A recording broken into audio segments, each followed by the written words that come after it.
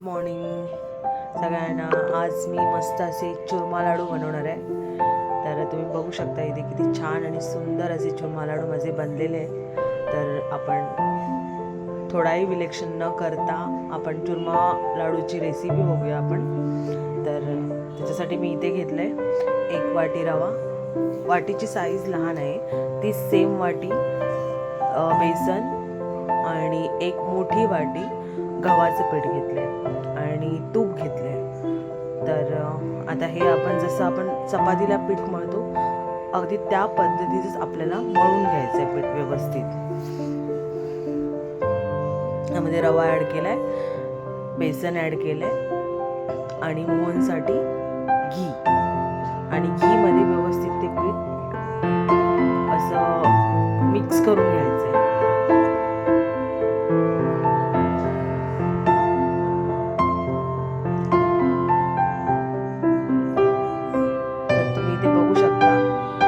गोळे बनायला लागले की समजून जायचं की मिक्स झालेलं आहे व्यवस्थित. त्यानंतर पीठ व्यवस्थित मळून आपल्याला असे गुटले बनवायचे. नंतर तेलात ते व्यवस्थित फ्राय करून घ्यायचे, जसे आपण वडे तळतो तसेच सेम. हे बघू शकता तुम्ही, अशा पद्धतीने मी त्याचबरोबर मी बदाम व्यवस्थित तेलात फ्राय करून गरम म्हणजे तळून घेतलेले. अशा मोडायच्या आणि मिक्सरला लावायच्या आणि बारीक करायचं.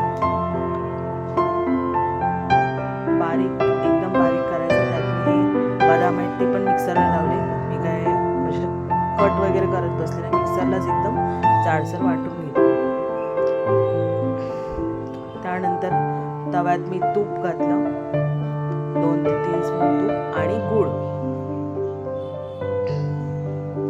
आणि वरून इलायची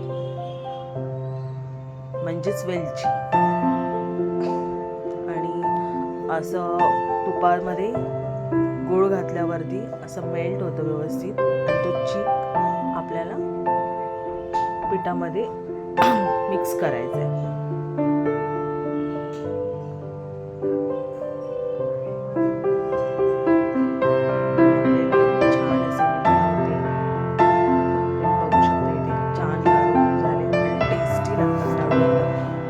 कडक पण नाही होत, एकदम नरम होतात. तुम्ही बघू शकता एकदम दाणे दाणेवाले आपले चुरमा लाडू रेडी आहेत.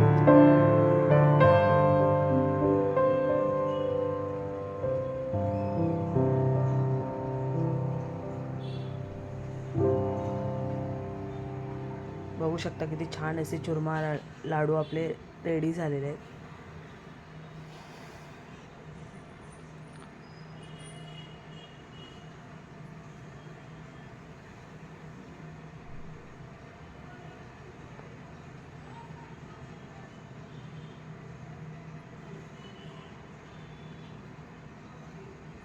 एक तोडून दाखवते.